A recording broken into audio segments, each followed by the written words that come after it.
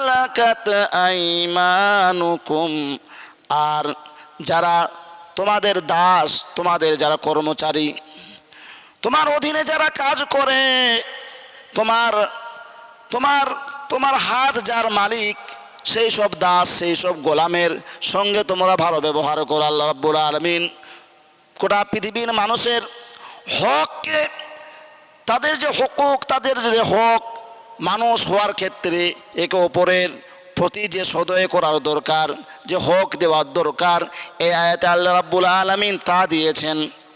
আমার বন্ধুগণ, রাসূল সাল্লাল্লাহু আলাইহি ওয়াসাল্লাম এ ব্যাপারে হাদিসে বলেছেন যে পাড়া প্রতিবেশীর অধিকার রয়েছে, তাদের হক রয়েছে, তাদের সঙ্গে তোমরা ভালো ব্যবহার করো। আন ইবনে উমর ওয়া আয়েশা রাদিয়াল্লাহু তাআলা আনহুমা قال رسول الله صلى الله عليه وسلم ما زال جبريل يوصيني بالجار حتى ظننت أنه سيورثه। তারা দুজনে বলছেন, আয়েশা রাদিয়াল্লাহু তাআলা আনহা এবং ইবনে উমর রাদিয়াল্লাহু তাআলা আনহা বলেন, রাসূলুল্লাহ সাল্লাল্লাহু আলাইহি সাল্লাম বলেছেন, জিবরাইল আমাকে সব সময় প্রতিবেশী সম্পর্কে ওসিয়ত করে থাকেন। জিবরাইল আমাকে সব সময় প্রতিটি টাইম, প্রতিটি সময় যখনই আসেন, আমাকে প্রতিবেশীর সঙ্গে বা প্রতিবেশী সম্পর্কে ওসিয়ত করেন, নসিহত করেন। কি নসিহতটি? যে তাদের সঙ্গে ভালো ব্যবহার করো। আপনার পাড়া প্রতিবেশী যে কোনো ধর্মের হোক না কেন, যে কোনো ক্যাটাগরির হোক না কেন, যে কোনো ক্লাসের হোক না কেন, আপনার পাশে যদি সে বসবাস করে, আপনার গ্রামে গঞ্জে যদি সে থাকে, তার সঙ্গে ভালো ব্যবহার করতে হবে। এই কথাটি জিবরাইল সব সময় নবীকে এসে বলতেন। আর সাহাবীগণ রাদিয়াল্লাহু তাআলা বলছেন, নবী সাল্লাল্লাহু আলাইহি সাল্লাম মনে করেছিলেন যে আমি মনে করলাম যে পাড়া প্রতিবেশীদেরকে ওয়ারিস বানিয়ে দেওয়া হবে, উত্তরাধিকারী বানিয়ে দেওয়া হবে।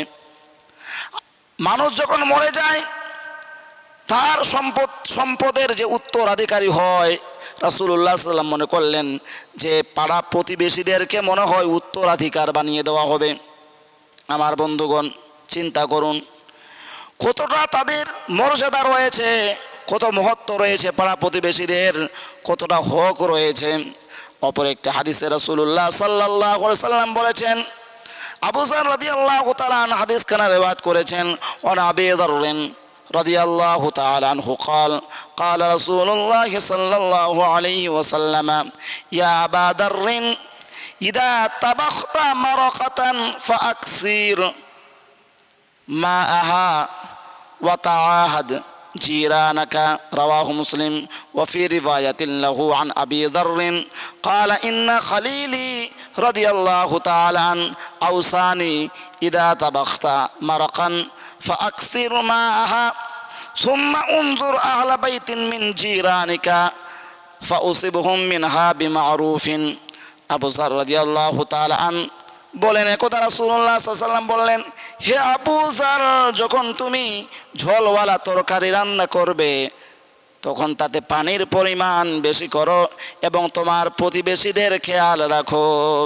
অন্য এক বর্ণনায় আবু যর রাদিয়াল্লাহু তাআলা আন থেকে হাদিস বর্ণিত, তিনি বলেন, আমাকে আমার বন্ধু নবী সাল্লাল্লাহু আলাইহি ওয়াসাল্লাম ওসিয়ত করে বলেছেন যে যখন তুমি ঝোলওয়ালা তরকারি রান্না করবে, তখন তাতে পানির পরিমাণ বেশি করো, অতঃপর তোমার প্রতিবেশীর বাড়িতে রীতিমতো পৌঁছে দাও। আর আমরা আজ খবরটুকু নেই না, পাড়া প্রতিবেশীর কি অবস্থা, তাদের হাল চাল পুছি না। যতক্ষণ পর্যন্ত কোনো ব্যক্তি না চায়, হাত না পাতায়, ততক্ষণ পর্যন্ত আমরা তাকে কিছু দেই না। অথচ যারা অভাবগ্রস্ত, তাদেরকে নিজেই তার খেয়াল আমাদেরকে নিতে হবে।